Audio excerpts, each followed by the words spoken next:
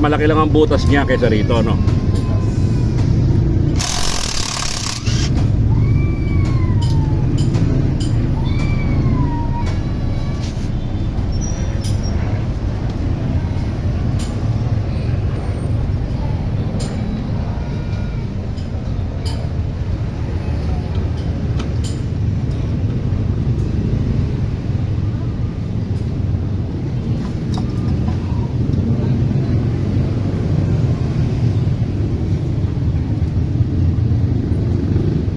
Sakali pwede kayo pa-rewind pa yan. Nag-rewind dito, hindi ko lang alam kung saan dito sa bahay.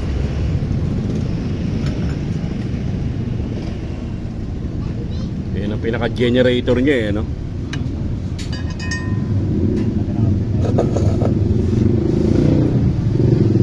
Iisip mo yung 155 baka pwede dyan eh.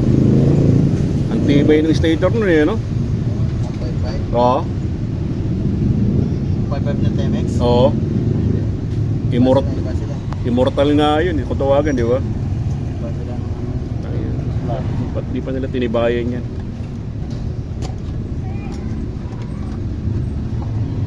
Ito lang kukunin natin. Tapos to.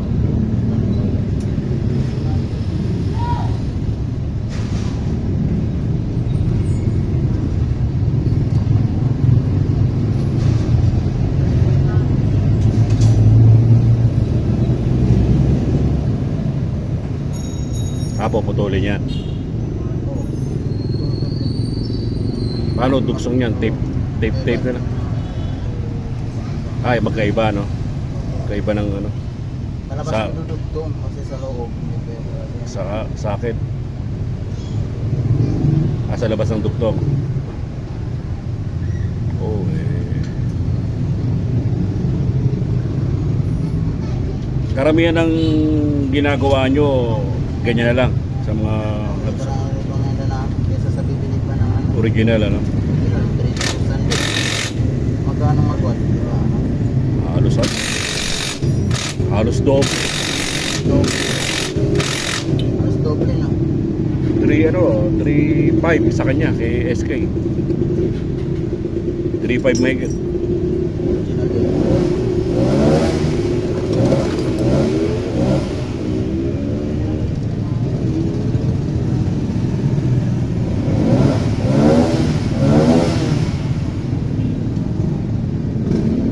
May nasugatan ka na, ano? Hindi pa na.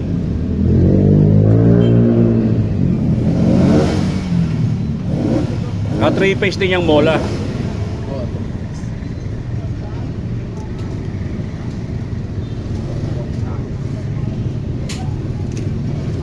Para ano, plug and play na lang. Ayaw ko na. Para plug and play na lang kunyari, no? Para plug and play din, ano?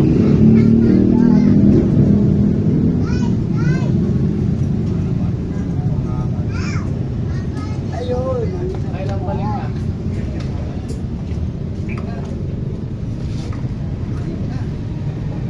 Tanong na yung gasket ko kung meron sila. Kung wala dyan, okay lang. Sige.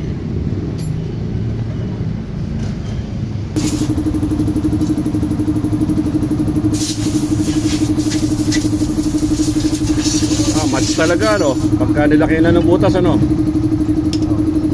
Pero yung pulsar niya, yung dati pa rin. Dati pa rin. Kasi sila eh. Oo. Makiba nangyari. Pero okay pa yung pulsar niya. Okay yan. Pangit kasi pagka-replacement yung ano mo eh. Pangit.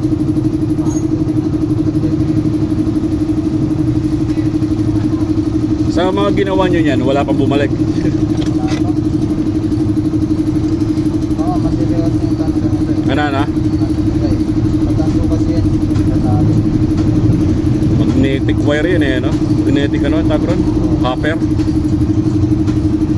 Asa yung ano, dati, pati nipis, ano?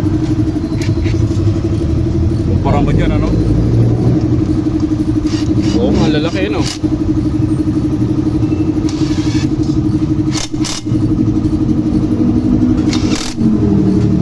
yung charging ano niya, pareho din yan. Ayos ah.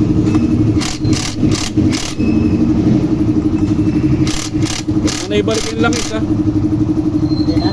Oo, ibalik yun na ba? Dumi na eh oh. Bibili ka na lang. O meron ka na dala. Wala pa, hindi na lang.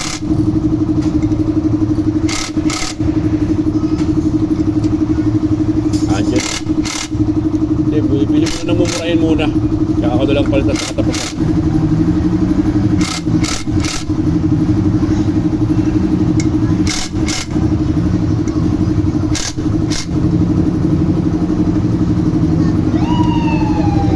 Ha? Kuha ka na lang ng screw. Oo.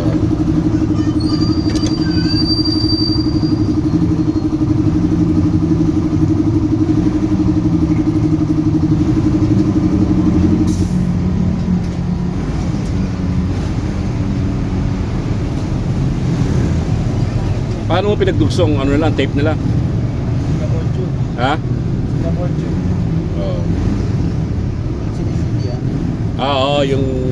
Ayan. Oh. Anong tawag dyan? Double tube. Double tube. Cable tube. Kasi pagka-tape, nahuhulas eh, no? Oo. Kasi kasi kung pagtungin mo sa loob, tapos paglalagyan mo ito, naluluso yan. Sa init. Oo, maluluto talaga yan. Naluluto na. Pinapakuluan ng init yan.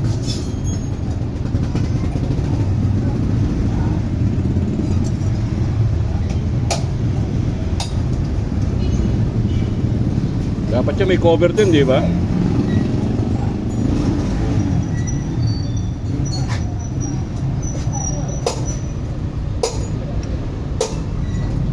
Kaya na pinaka-cover niya.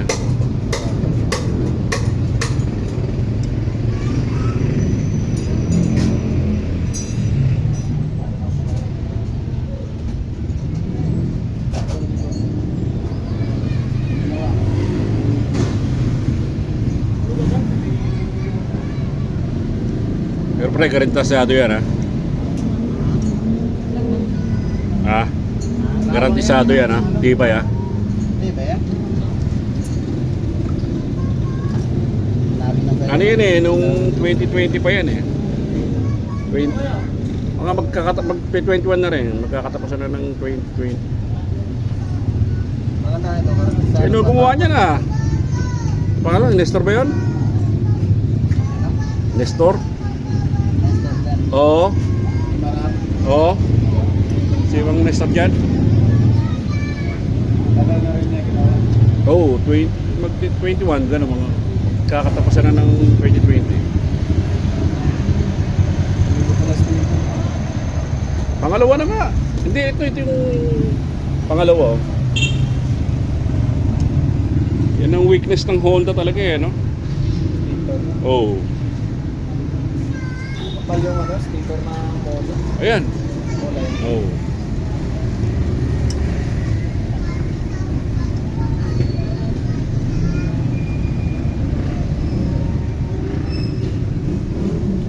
Buti hindi sila nagkakalayo ng ano, no? Ng pattern, ano?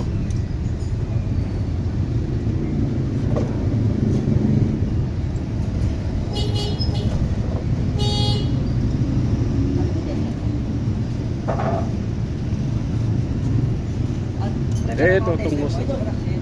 Itong hose na to, pre. Itim. Ayan, balik na. Ha? Ayan na ibalik mo. Ah, mamaya na yan. Kaso walang wire. Ano lang? Sabi Marco?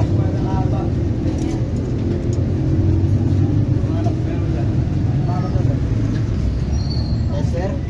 Makatoto yata yung tester mo. Ika. Lagyan mo na ano, wire. Ano yan? Magician yan. Kahit walang kuryente, nagkakaroon. Parang ano, no, isdang ano, electric eel.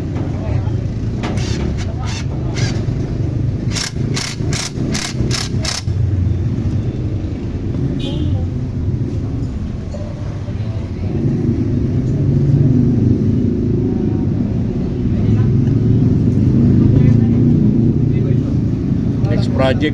Ipapano ko rin dito, palit sa lining. Pagkano labor mo ron? Ha? 500? Sige, bibilihan ko. Pag-iipunan ko muna.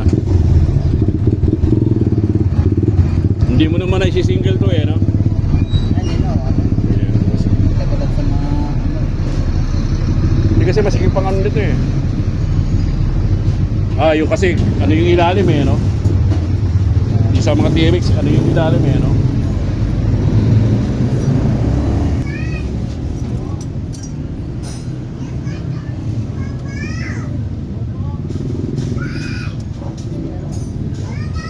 Share ko sa ano to, share ko sa page ng Supremo.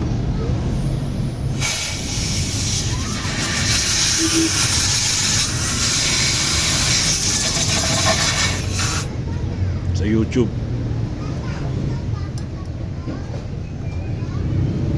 Yan po ang magiting na mekaniko. ay, Si Brojan. Saan kaway Brojan? Saan kaway? Popost ko sa ano to? makikita ng mga friends. Makita mo yan.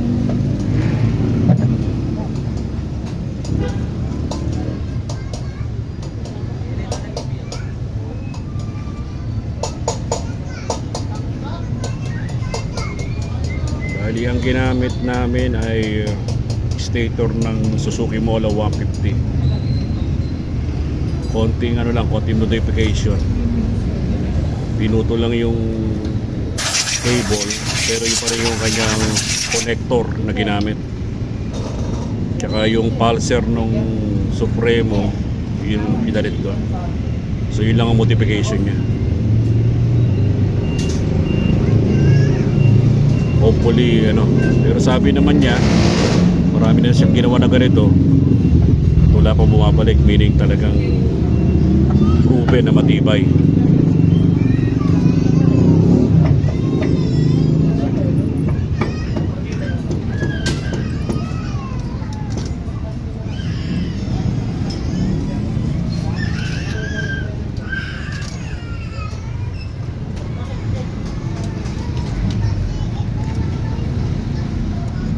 Gagawin ito, diretso change oil na rin para ano, smooth na lahat.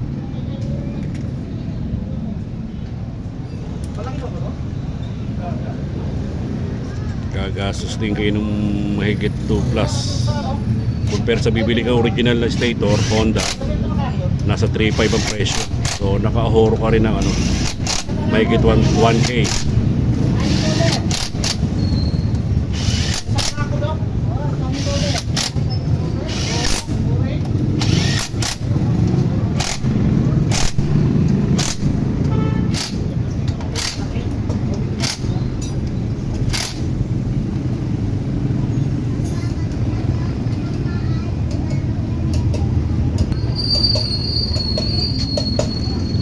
Parang plug and play pa rin.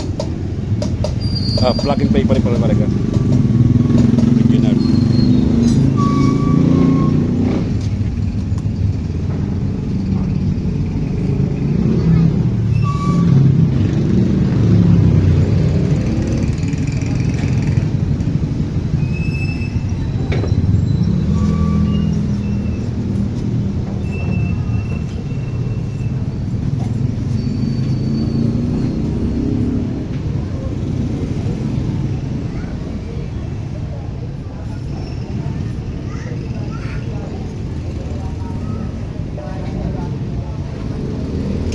Size 14 yun eh, no?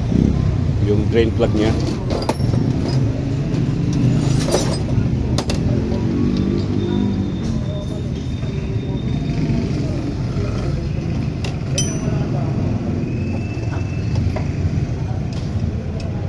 Mahirap kasi bumili ng ganyan ngayon kung saan. Ang daming peke, no? Yung Cell Advance. Kaya sa mga legit na tindahan eh. Tsaka yung mga online shopping, yun ang delikado eh.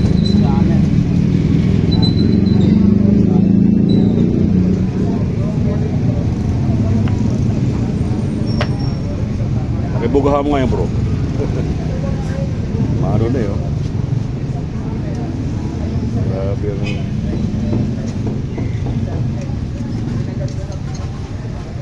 Grabe yung ano yun, ribaba.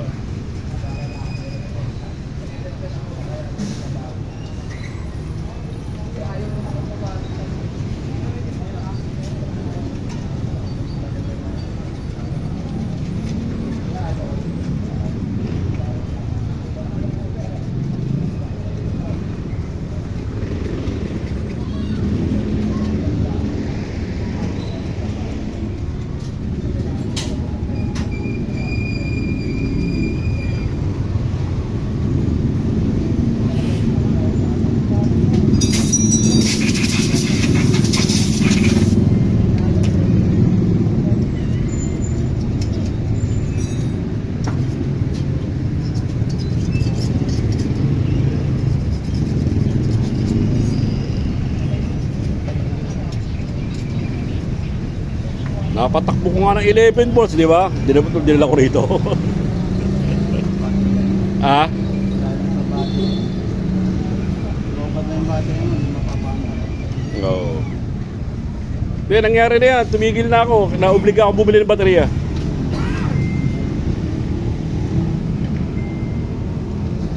Yung mabilihan ko ng baterya, ayun, tsaka tumakbo. Pero hindi na siya nag-charge talaga.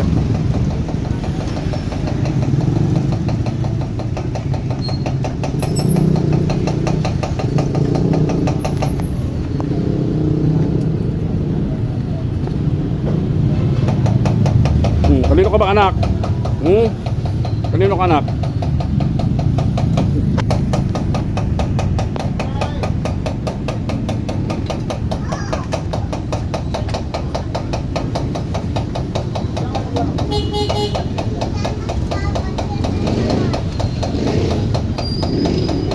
Pre, pagkasali mo ng langis, sali mo rito yun ha. Pang ano yun eh, pang kate-kate na. Oo ha? Pangkati-kati na yan eh. Kami sa mga tricycle driver din na iba nanghihingi na lang is pang ano. Dadala ako dyan. Pagka ano.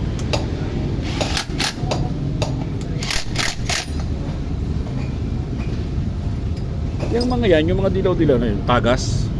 Ha? Anong problema niyan? Walang. Gasket, eh bago na yun eh. Yung oil seal? Oo, bago na yun eh.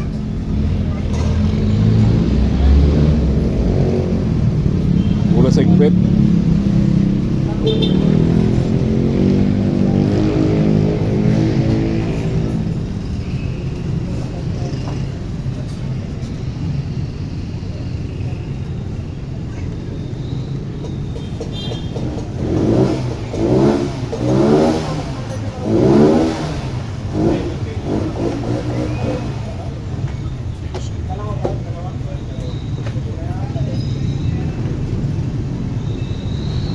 Chaser mo muna.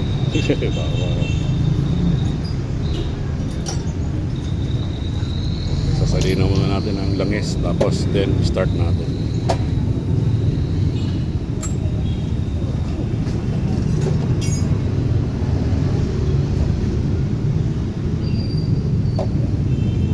Ito kasi madali lang pa ng ano eh, no? Kaya lang yung pagkano ang hirap.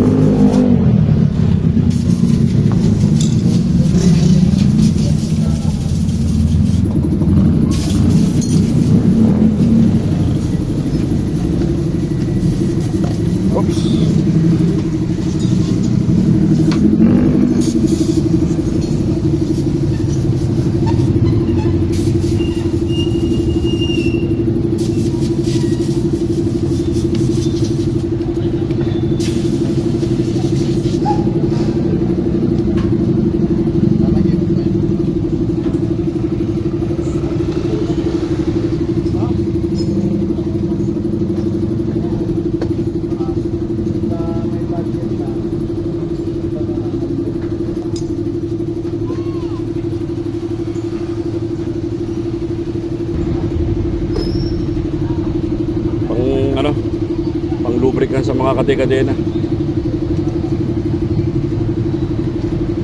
Dito buha ang banda rin. Ano? Buha ang banda rin. Okay, this is the moment. Testingin natin kung ano. Testingin natin. Ay! Testingin natin. Ayan. May power na siya, meaning